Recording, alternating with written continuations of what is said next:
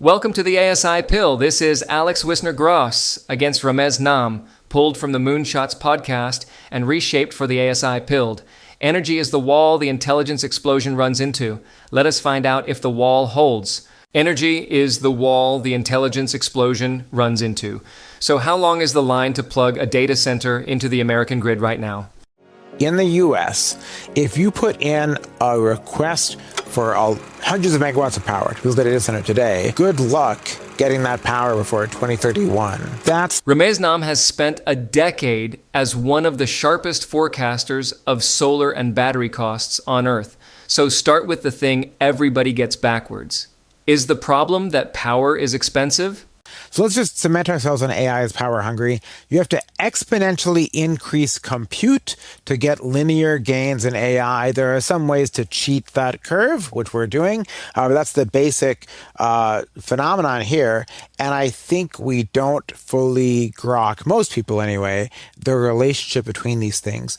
First, I want to be clear that power is cheap compared to GPUs. So if you look at building a gigawatt data center, you're going to spend $50 billion, $35 billion of that for chips. When you compare the ratio of like the all-up CapEx of your data center to your 5-year energy cost, it is amazing how little energy costs. You sort of flew by, you mentioned or you alluded to this notion that intelligence was somehow proportional to log compute, which I know a number of executives have also pushed the narrative of maybe you could, one could naively extrapolate some law that looked like that from scaling laws. In machine learning training or machine learning inference. Do you think that's actually true and recursive self-improvement? It's an awesome question, Alex. And this is like core to the big questions of AI and are we going to have a recursive self-improvement to ASI? Look, everything in machine learning, like since 2000, has shown something like a log linear relationship between training data size and precision of the model. Right. You're post-chinchilla scaling. Long before chinchilla scaling with single layer neural nets, we were finding this in the early 2000s, right? So compute is used to convert training data into a model, right? Into a neural network. And that has a roughly log linear relationship. But we cheat, by which I mean we keep finding ways to make that more efficient. So is it actually log linear? No. It's a little bit faster than that because we keep finding ways. As we see with DeepSeek Flash that just came out, as we see with Kimi K3, we keep finding ways to bend that curve so it's a little bit less bad than log linear. But it's somewhere between a power law, like n to the fifth, and a true exponential or log scale difficulty. And I don't see that changing anytime soon. It seems almost, if I understand your broader thesis, this seems almost axiomatic that if we can't bend the log curve, that we need basically exponentially larger amounts of energy just to make essentially linear or polynomial progress in intelligence, we need more and more energy. We need to achieve Kardashev level 2 or Kardashev level 3 type civilization, Dyson swarms, in order just to keep making incremental progress. Past the this is the elephant in the room, right? Look, Alex is getting at the core issue with super intelligence, actually, in a certain extent. Look, here's my view, Alex. Like the naive view is at any given time, intelligence is basically log linear with compute, log linear with data. But we keep making the algorithms better, and that sneaks us towards like a polynomial domain. But the polynomial domain is still steeply diminishing returns. You're arguing it's polylog. You're arguing that intelligence is polylog in compute. At best, it's polynomial, and not necessarily polylog, but at best, I mean, we see like the very best examples you can get is maybe compute has to go up, n to the fourth to get an n-sized increase in intelligence. And you don't think recursive self-improvement, if we are indeed in an era of RSI, you don't think that does us anything better than polylog?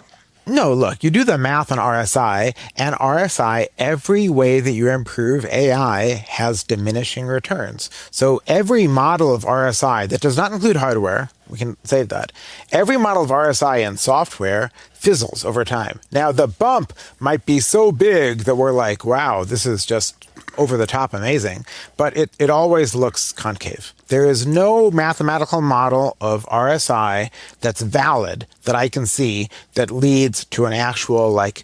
Texas is the fastest, least regulated, most permissive grid in America. That is the good news. You're seeing longer and longer wait. So this is Texas. ERCOT is the Texas grid. ERCOT currently, it peaks out at about 80 gigawatts. Okay?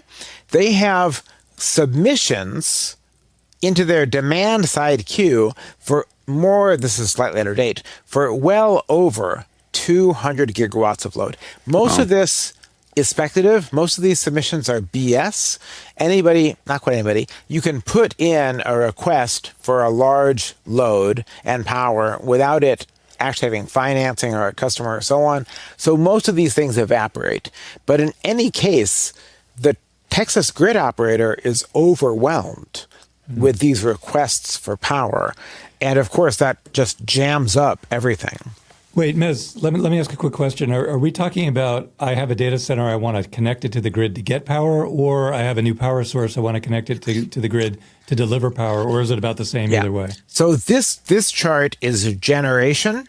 So I've got a new power source, and these two are demand, are load interconnection queues. It so looks like it's both almost a of year them either way. are going up. I mean, honestly, it's much longer than that. Like today in ERCOT, in Texas, the like most advanced, progressive, most progressive in like a positive sense, like least regulatorily burdened, fastest moving grid in the US. If you put in a request for hundreds of megawatts of power to build a data center today, good luck getting that power before 2031, 2032. Wow. That's the situation that we fission and fusion, but the poles and wires have thus far not become an exponential technology. And that's something I would love to solve. I have not seen a lot of startups in that space. Mez, aren't we moving the data centers to where the energy is, so you don't need to set up, or disconnecting them from the grid entirely? Maybe. Exactly. Let's move on, and I'll get to some of that. This is like a more practical forecast. You see, even like 2028, we'll build. This is probably a little bit low. The orange is like how much we'll build. Maybe it'll be 20, 30 gigawatts, whereas the demand could be much higher. This is an interesting slice. By the way, I'll tell you, every forecaster, Morgan Stanley, whoever, they all differ somewhat. But this is an interesting slice. The blue bar is if you just sum up all the GPU manufacturing scheduled between now and 2030, primarily NVIDIA, but also AMD, Cerebras, whoever, versus the expected pace of US grid build-out, the chips are more than twice the pace in their power draw. Microsoft has the chips. Microsoft cannot use the chips. And some of you might remember, like 6 months ago, Satya, CEO of Microsoft, made this comment, look, man, warm shells are our limit. We've bought the chips. We don't have warm shells to put them in, right? That is the limit for everyone at this moment. So if energy is the thing throttling how many GPUs the world can actually light up, there is an obvious question for the company selling the GPUs. Do you think, Mez, this creates a forcing function perhaps for NVIDIA or the other fabless vendors or the fabs like TSMC to get into the power generation business? Right now, the power gen that's powering all of these chips that Satya talks about just collecting dust in warehouses because he can't find warm frames for them in data centers. Why not? Why do you think that there's a forcing function for the NVIDIAs of the world to get into power gen? Well, I'd say, look, whether NVIDIA wants to get into it or not, and NVIDIA has made some interesting investments that I'll talk about in grid flexibility, the reality is that, what people talk about the most now is behind the meter power gen for data centers. And what they mean by that is large natural gas turbines, if they can get them. This is a multi-hundred megawatt, like let's say a 400 megawatt natural gas turbine, the kind you'd use on the grid. These are now sold out for something like 7 years. GE, Hitachi, and so on are building new assembly lines to try to bring those online faster. But everyone is saying, look, if the grid is going to make me wait years and years and years, I'm just going to build my own power. Now, Right. this is more expensive than the grid, but power is such a small fraction of AI cost. Maybe you can do it. Because these guys are sold out, people are going to these small turbines. Solar turbines, nothing to do with solar, but they make, this is a 38 megawatt turbine that's on the back of a semi. So 40 of those make a gigawatt, right? Even these have backlogs. But now you have companies, everyone in the world that was in any way proximate to gas turbines is pivoting into this space. I'll give you an example. Bloom Supersonic, very cool company, trying to make supersonic jetliners a thing again. That's a very hard task with many, many billions of dollars of regulatory costs. They have pivoted into using their engine design to make a natural gas turbine for data center power, because the demand for this is so very high. A bit about that, but I just want to try pressing once more on this point. If this thesis is true, that this is a primary overhang on NVIDIA's ability to sell more GPUs, NVIDIA is already doing all sorts of financial engineering to be able to sell more and more GPUs by through customer financing, all of these other things. Why on earth, if the energy overhang or underhang, depending on your perspective, is a major limiting factor for the ability to productively monetize GPUs, why don't we see NVIDIA doing something on the energy front? It's a great question. So look, for behind the meter, the financial incentives are so large, NVIDIA doesn't have to, but they might invest in some of these companies. On the grid side, NVIDIA has made investments into increasing grid flexibility to be able to get more juice out of the current grid. Emerald AI is one example. They've made a few investments in this space. And I'll talk about grid flexibility in a sec here. But the real issue is a combination of regulatory and the incentives for utilities. Monopoly utilities in the US, the bulk of them, are paid on cost plus. So they say, they go to their utility commission and they say, I've got a plan to meet the demand that I see my customers having. Here's what it costs for me, and I expect a 10% return on capital for it. And the utility commission mostly just says, okay. Like, some are better than others, but let's be honest, like, the utility has enormously more horsepower in people, compute, salaries, etc., than the utility commission. So they jam through this plan and they get 10% on top. I see. So if I were to try to synthesize what I think your answer is, your answer for why NVIDIA isn't getting into bundling power gen with their GPUs is it's low margin and frictionful, for the same reason NVIDIA tried and failed and then retreated to launch their own hyperscaler or neo cloud. It's just not as high margin as selling GPUs. That gap is 200 gigawatts, right? 200 gigawatts is about 10 trillion in AI capex. We think there's about 7 trillion in AI capex in the next 5 years. This is no joke. If we just used the poles and wires more efficiently, we could power up a lot of stuff, because we're not short on generation. We're not short on power plants. We are short on capacity and the poles and wires. Okay? So what are we doing there? As I mentioned, Texas has, just June, enacted this new regulatory change that says, look, if you don't need to draw power at peak, we'll just hook you up fast. Instead of 5 or 7 years, it might be 12 to 18 months. FERC has now told everybody else to do that. So how do you do that? This is a paper by a buddy of mine, Tyler Norris.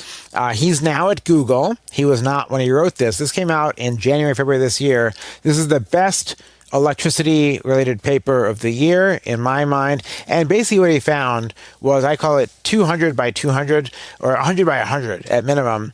If you can be flexible 100 hours out of the year, 4 days out of the year, 1% downtime, that unlocks 100 gigawatts of capacity on the grid, which is about 5 trillion in data center capex, including the chips, which gets you through, the next few years. That's one way to do it, is just flexibility. The startup I mentioned. Would you say, Mez, it's fair to characterize this as the energy or the grid equivalent of preemptive multitasking or reentrant multitasking in computing, basically allowing processes to say they can be paused and their compute load can be time shifted? Yeah, I think that's one way to look at it. I think that's a great analogy, Alex. It's also like cache prefill, Yes. Batteries is a cache for electrons instead of data. So we're making our grid cacheable. Let me tell you, we're entering the phase where solar-powered AI data centers become viable. Many people have seen a chart like this I've shown. In 1975, 1 watt of solar panels cost $100. Now it's 8 cents from China for a panel that's smaller, has a longer lifetime, is more durable, etc. And so that more than 1,000x price decline, does that get us to the point where we can power data centers with it?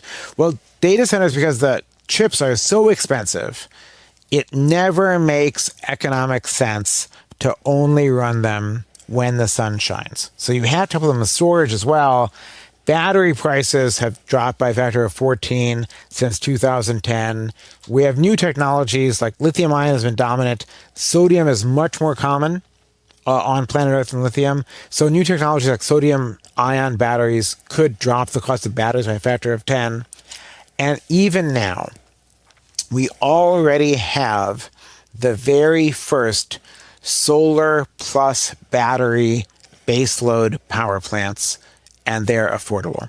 So we have them in the UAE, outside of Dubai. We have them in Chile. And a nice thing about this is, honestly, natural gas turbines are sold out for years. The fastest energy project you can build is a solar and battery project. You can get that done in 12 months. Amazing. So in the United Arab Emirates, this is a 1 gigawatt, 24/7 solar and battery project. What that means is they guarantee that the minimum power output at any time is a gigawatt. To do that, it's actually 5 gigawatts of solar and 19 gigawatt hours of batteries, and the cost is $6 a watt capex. That won't mean a lot to a lot of people, but let's just say the last nuclear power plant built in the U.S. cost $15 a watt. The cheapest ones on planet Earth are Chinese, being built in China. Those are just pull on that Peter's question, Mez, just a bit. If we take the 1,000x reduction per kilowatt or megawatt over the past few decades and extrapolate it, have you gone through the thought experiment of what would solar need to look like in order to achieve another 1,000x price per watt reduction? Yes, this is a very good question, and it's an important clarification of how the cost reductions work. So our best model, I'm not that smart, right? I'm one of the top 5 forecasters of solar costs in the world, and it's not because I'm that smart. It's because I came out of tech, and I came from a Moore's Law world and came into energy and just applied Moore's Law to it. But when you actually look at the details, it's not a reduction in time. It's a reduction with cumulative scale. It is Wright's law. It's the learning rate. So every cumulative doubling of solar scale reduces costs by, let us say, 30%. It fluctuates year to year. It's the real world and so on. So look, if we ignore the possibility that we need terawatts of AI compute, and we just look at the world as it is, solar is now 8% of global electricity. And let's say we think solar can get to a third or 2/3, and maybe electricity demand goes up by a factor of 2, you've got 4, 5, 6 doublings left. That means the cost of solar might drop by a factor of 4, maybe even by a factor of 8, but not by a factor of 1,000. But if you start talking about, building Dyson spheres, then we have a long way to go to keep reducing those costs. Here's the objection to an all-solar future that is not cost and is not night either. Wires. And so the problem for solar is not cost, and it's not nighttime, because batteries are plunging in cost and are going to drop another 10x ultimately. It is winter. So in London, for instance, you get 1/6 or 1/7 as much insolation in January as you do in June or July. So you're going to build out your solar plant by a factor of 6 or 7? No. Or do we have a battery technology that can store months of power? Just a couple interesting ideas out there. But like, think about, the unit cost of electricity goes to a battery. It's basically battery capex amortized by how many times it gets used. So if you've got a battery that cycles daily, it's like battery cost, capex divided by 365 or, 3,650 if it's 10 years, let's say. If the battery gets used like twice to shift load between seasons, it's battery capex divided by that. So there's numerous startups, there's some crazy ideas, sand, compressed air, power to natural gas, yada, yada, yada. But right now, it's clear to me that economically shifting energy through the day-night cycle, we're not totally there yet, but it is the curves are just heading that way. But dealing with winter, especially also, we have not yet electrified heat.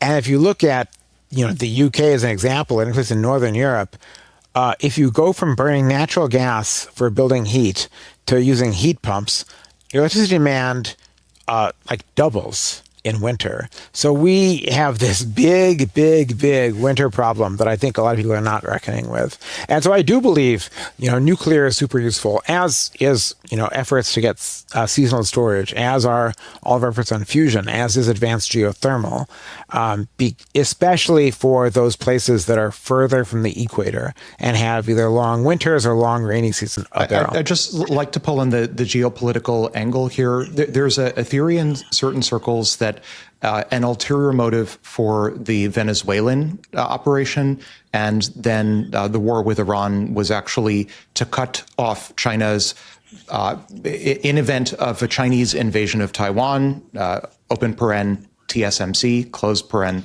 that China would require backup oil supplies because they would get embargoed by the Western Bloc, and their go-to sources for backup oil in such an invasion would look like Venezuela, Iran, maybe Cuba.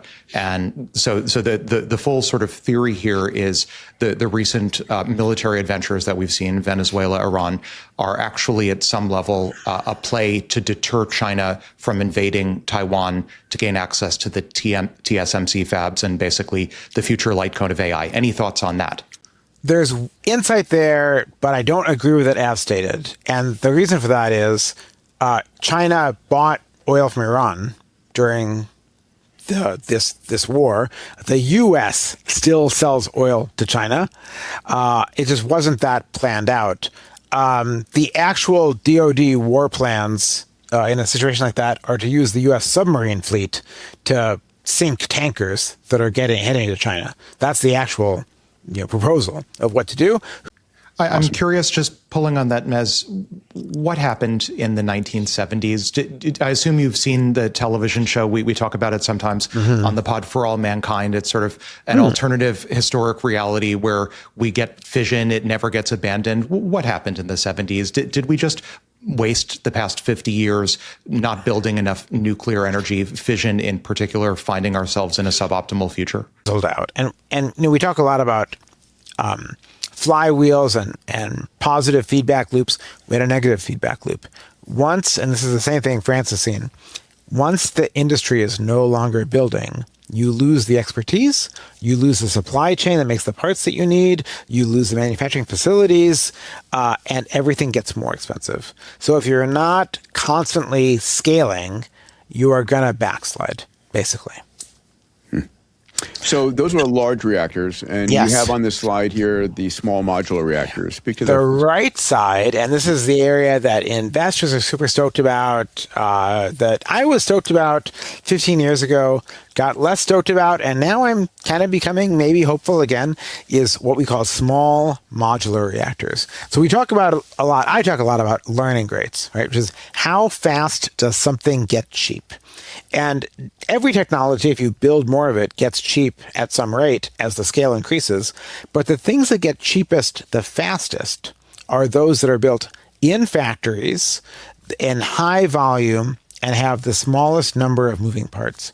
So the idea of SMRs is to build as much of this in modular, repeatable, factory-built situations as possible, and do as little stick building, as little assembly or construction. Construction is a dirty word, right? Construction does not get cheaper. Manufacturing gets cheaper. So move as much of this as we can to a manufacturing process. At the limit, it's a factory that spits out nuclear reactors that you just, barge or semi-truck to location. Some of these are not that. Many of these are the parts are made in a factory in a standardized way that you assemble like Legos on site. This is an incredibly sexy space for investors right now. I'm curious, Mez, if we just take this argument in extremis, where are the nanoreactors? Why don't we see 100 kilowatt nano pico reactors that can be co-located with every GPU? Do you think there's an opportunity in this space there? It's really hard. I think you do hit some economies of scale issues as you get down to the bottom, and you have a certain size for criticality. But you have, on this chart at the bottom here, you have, with companies like Gradient, you have like 5 megawatt size reactors, and that's, power a neighborhood or a few of them powering a military base, that sort of scale. And do you it's also just expensive, right? Well, I mean, there are many ways one could imagine doing it. Another would be like gamma voltaics or beta voltaics, like you put the radionuclides directly in the silicon and then you pocket the energy from radioactive decay. Do you think there's any hope for those who want to embed radionuclides directly in the GPU silicon? I mean, that's what we talk about as, radiothermal or nuclear thermal. And that's different than a fission reactor. We use that on satellites or space probes deep today. space probes. We do radiothermal. Exactly. Absolutely. Yeah. RTGs. Yeah. I don't expect to see RTGs become popular on Earth. When you look at the cost of those, they're actually really high, but they can meet, mission needs for something that keeps on putting out power for decades without needing to be refueled, but their power output per unit mass is not all that high. The joke was always that fusion is 50 years away and always will be. On the ASI pill, we think that joke just died. Let's talk fusion. All right. The joke was always that fusion is 50 years in the future and always will be. That's just no longer true.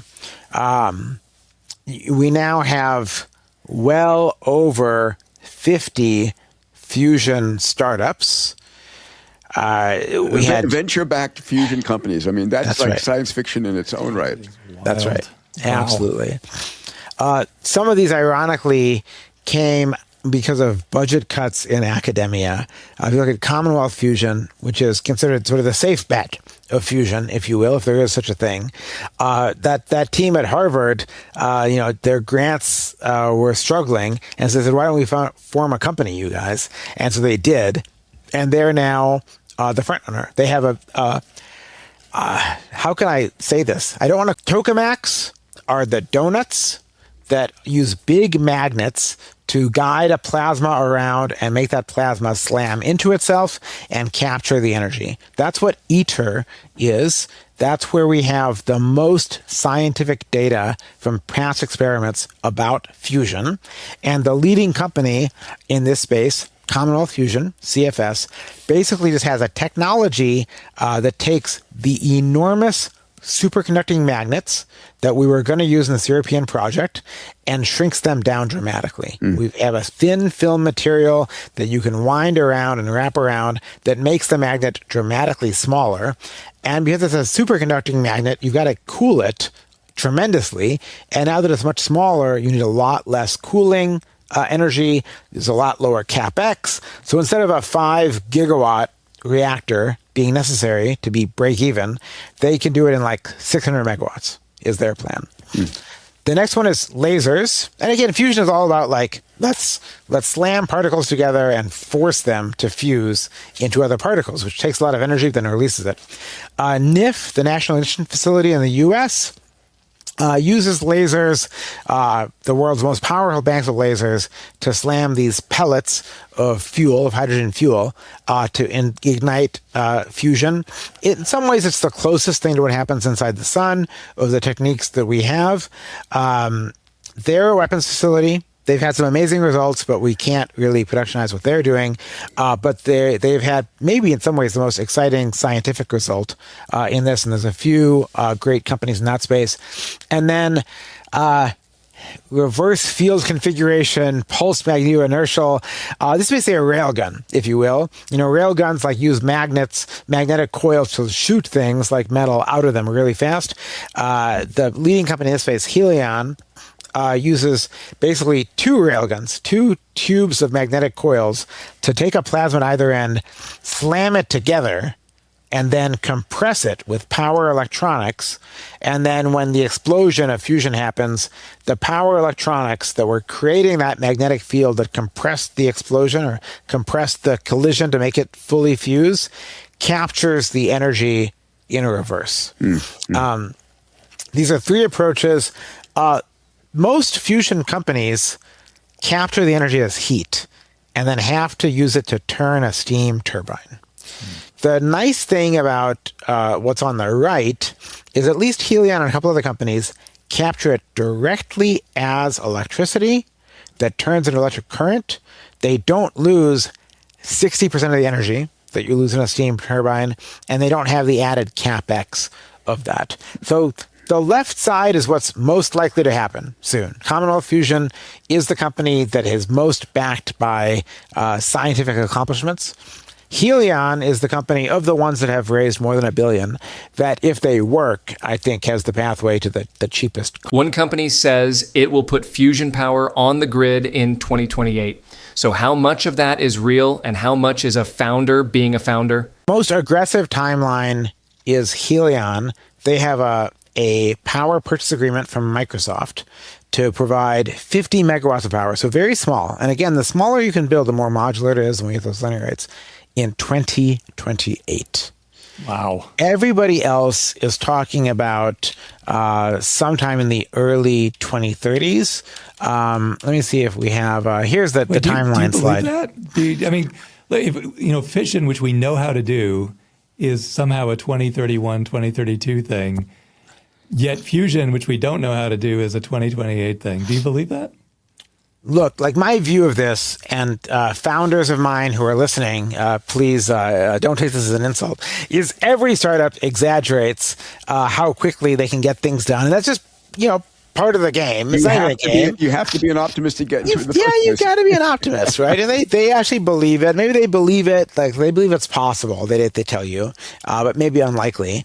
But it kind of like, I think it's plausible. Helion is what would make it criticized. plausible to me is the fact that the barriers are all regulatory, and if for whatever reason the governor is super excited about fusion, and the voters are all violently opposed to fission, then that actually could make the difference, I would think. I'd say the barriers are still physics and engineering, but here's something that's fascinating, and thank you for bringing that up, David, because this is actually quite important. A couple of years ago, we had a question of how would the U.S. regulate fusion? Because if the U.S. regulated fusion reactors like fission reactors, it was going to be a major drag on the industry. It might still be better to do fusion than fission for a variety of reasons, but instead, they are regulated like the radiological imaging machines. That's fascinating. So you're saying basically the regulatory treatment is whether the system is default on versus default off. I don't know if that's what the NRC used as a criteria, but that is the dividing line between fusion and fission, and it sort of missed in the public discussion in the press. Please go on. Quick question. I would love to go back to my one of my favorite hobby horses, the Dyson Swarm. Do you think the Dyson Swarm wants to be solar PV powered, or does it want to be fusion powered, or does it want to be other? I mean, those are the two options. I think they're both great options. I think it's much more modular to be solar PV powered. Again, like fusion also has a minimum viable size, right? So Commonwealth, we thought with ITER that tokamaks had to be 5 gigawatts.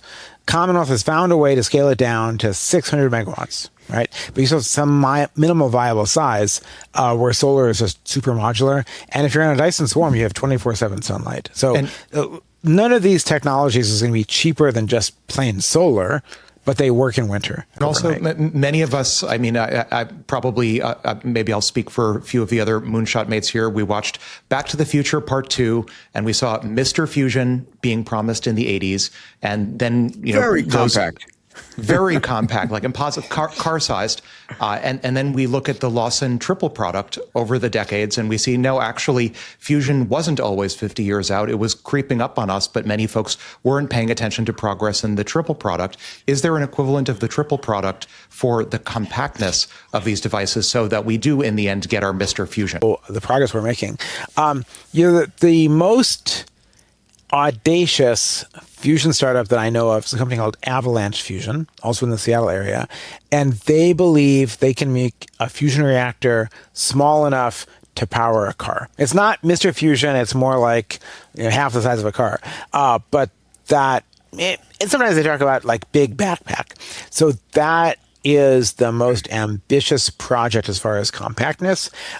Typically in fusion, you have like a sliding scale of like what has the most like de-risked science, but has like a more conventional power cost versus what could be like revolutionary in power cost or compactness, but the science is like, let's hope you get it right. Like we don't have as much evidence. And so Avalanche is on that end where if it works, it changes the entire world. But Elon wants to put the data centers in orbit. Ramez does the arithmetic on what that would actually take. So, of course, everybody's heard about Elon talking about space-based data centers. And it's interesting that the response is like very bipolar. It's people saying that's impossible, it'll never work. People saying this is it. We're going to have a terawatt of compute in space. I'm somewhere in the middle. AI in space, it becomes cost competitive when you get down to a launch cost that is, something like 4 times to 10 times cheaper than what we have today. Nobody knows for sure because we haven't done it, but the back of the envelope says that. And it's, in some ways, it's a hedge against regulation.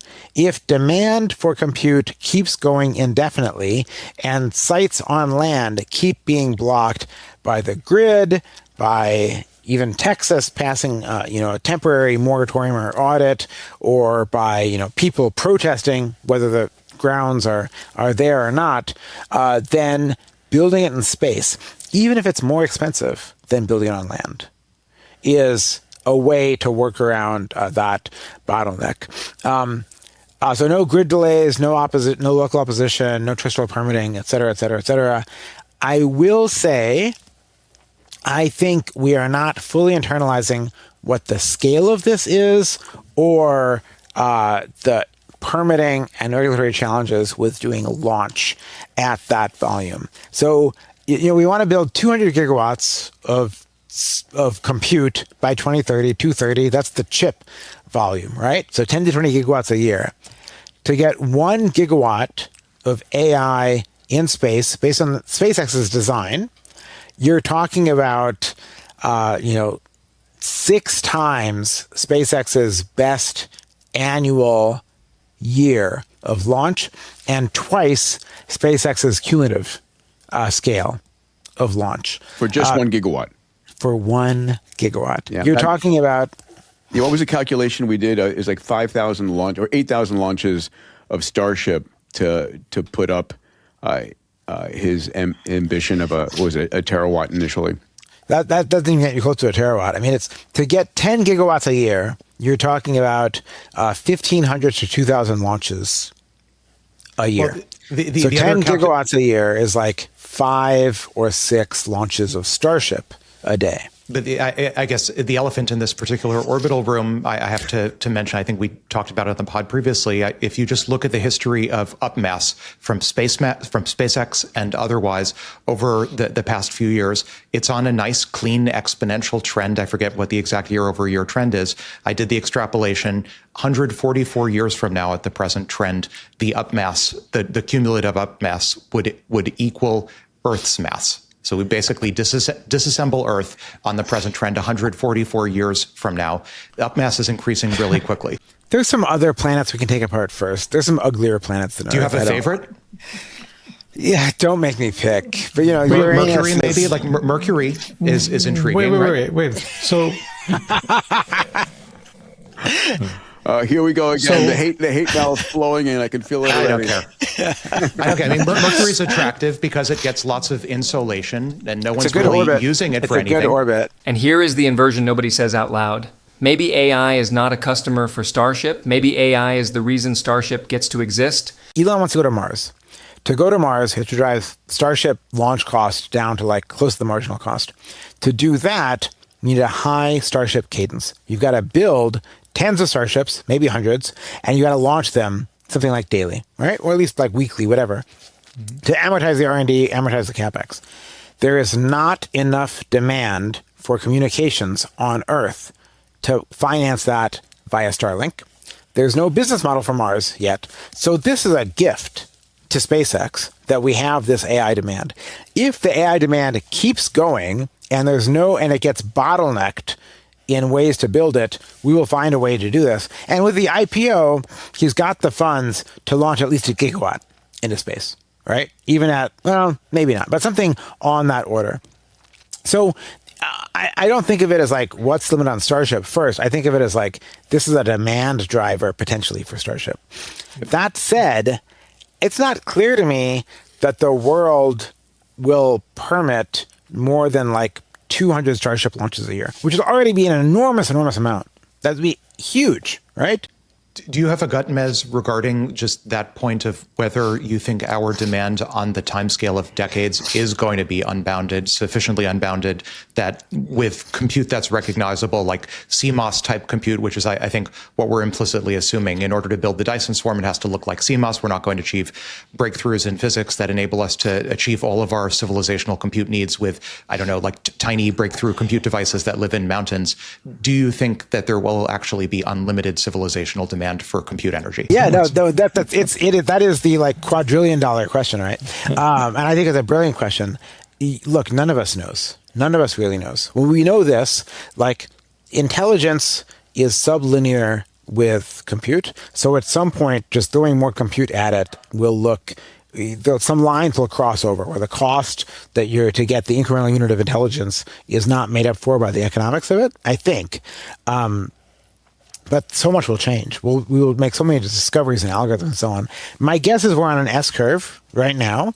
We're gonna like see a huge demand, and then we're gonna hit to some point of satisficing, right? Where like basically what you can get out of machine intelligence is, meets humanity's economic needs. Now, the disagreement, this whole episode was building toward we, the ASI pilled, think something is waking up in there. Our guest does not.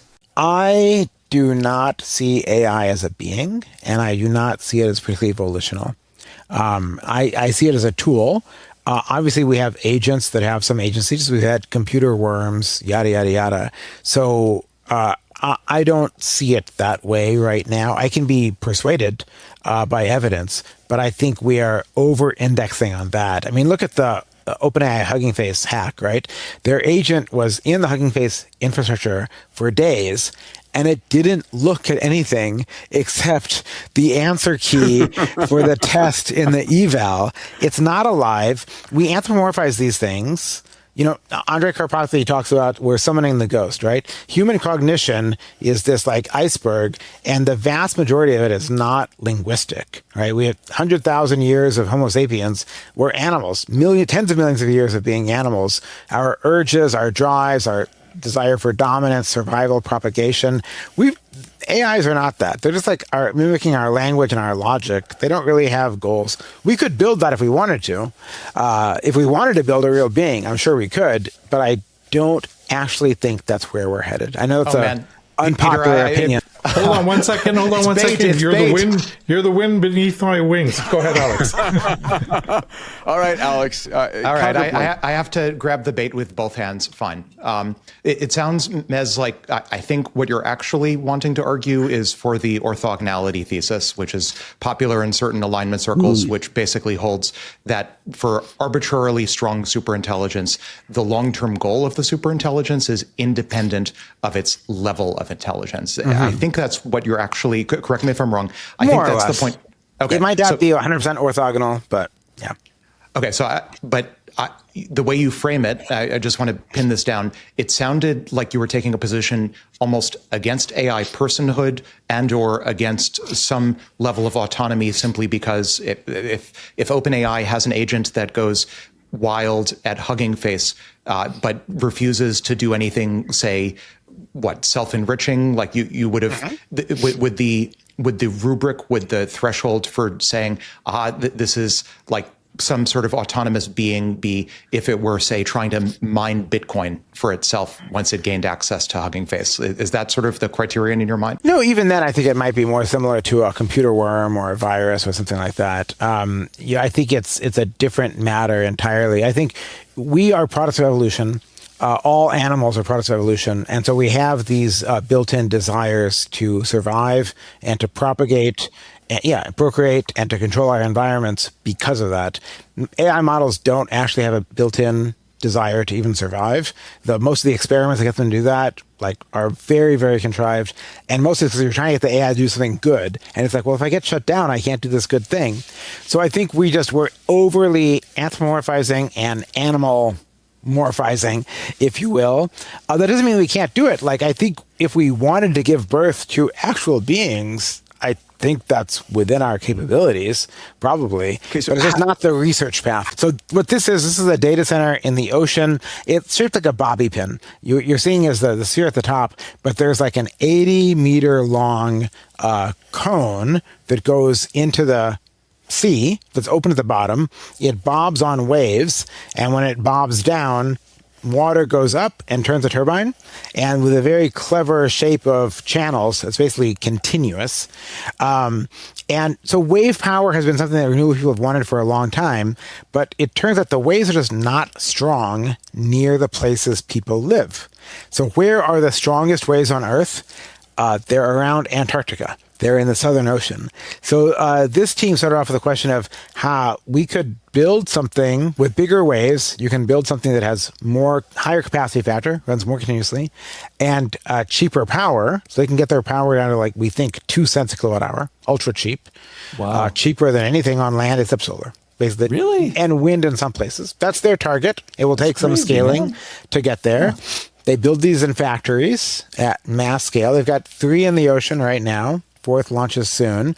And they get free cooling from the ocean. So this is a company I love. It's basically space-based solar, but on the ocean, with some benefits to cooling, because they don't need Starship or SpaceX's design uses a cooling pump. You've got big aluminum fins to radiate heat away, but you've got to run a liquid, probably ammonia or something like that, in a pump to take heat away from the GPUs out to the radiators. These guys just, physically a heat sink from the GPU goes to the steel walls of the device that's in 40-degree Fahrenheit water. And that actually looks like it makes the GPUs have fewer failures and run longer. They're their own set of technical challenges, but they're modular, built-in factories, mass-produced learning rates, the stuff that I love. So it's another way. So I said initially there were 4 ways to get to a terawatt of AI power. The Earth's deserts with solar and batteries, near the equator. Places that don't have a winter or a cloudy period, nuclear fusion or fission, space, or the oceans. Those are the 4 ways that I know of to get to that scale of AI. And Your brain does everything it does on about 20 watts. So what is the single biggest unlock left in AI energy? Your brain runs inference on 20 watts of power, right? Running Mythos for inference is closer to 20 kilowatts. And training it, it's actually hundreds of megawatts right now, but it's heading towards gigawatts. And so AI has capabilities the brain doesn't, and so on. But there are still, and I say this all the time, scaling is not everything in AI. Scaling is just what we knew how to do. We got these, deep neural nets. We got the transformer, and we found that we had this enormous corpus of training data called the internet, and we could just scale to get more intelligence. It wasn't the cheapest way or the best way, but it was a predictable way. Oh, you're telling me I can spend tens of billions of dollars and my intelligence goes up like this? Great, done, it's worth it. But at the end of the day, there are algorithmic discoveries waiting to be made. There are things at the brain's architecture at both a physical level and at the neural level, at the connectomics level, that are just better at learning than current deep learning models are, and are certainly much more efficient at processing information. So if you want to know what the biggest unlock that we cannot predict, I don't have a graph for this, of AI and power will be to learn new ways to manipulate information to do more with less. I mean, I've seen this. I'll respond to that one because it's something I think about quite a bit. No pun intended. I've seen arguments both ways. I've seen arguments that the human brain is far more or still multiple orders of magnitude more efficient than frontier models. I've also seen arguments that the frontier models, if you measure them more objectively on, say, a per task basis, like you measure the total energy consumption at inference time to write a novel. That actually it's starting to become, if not more competitive than the human brain equivalent of that, because it's more token efficient. It's actually quite competitive. Do you really think that the frontier models today, anywhere on the cost frontier, not necessarily like the Fable 5 end of the frontier, maybe like the DeepSeek V4 end of the frontier, that nowhere on the AI frontier is it anywhere close to being competitive on an energy efficiency basis with the human brain?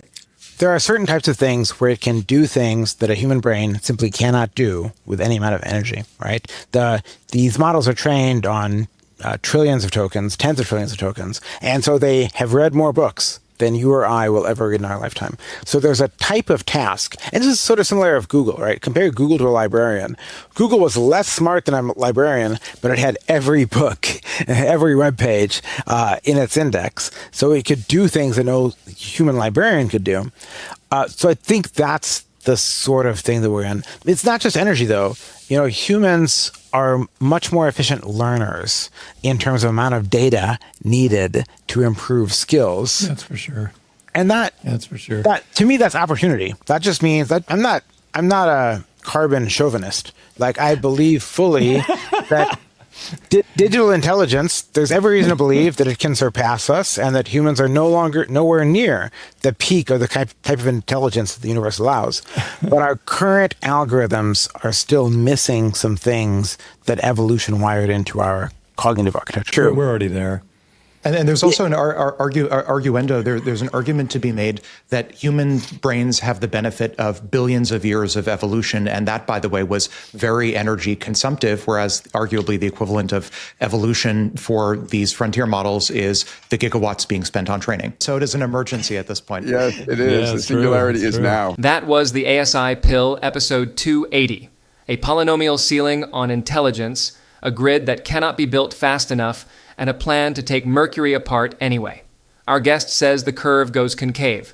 We, the ASI Pilled, are still betting on the swarm. Until next time.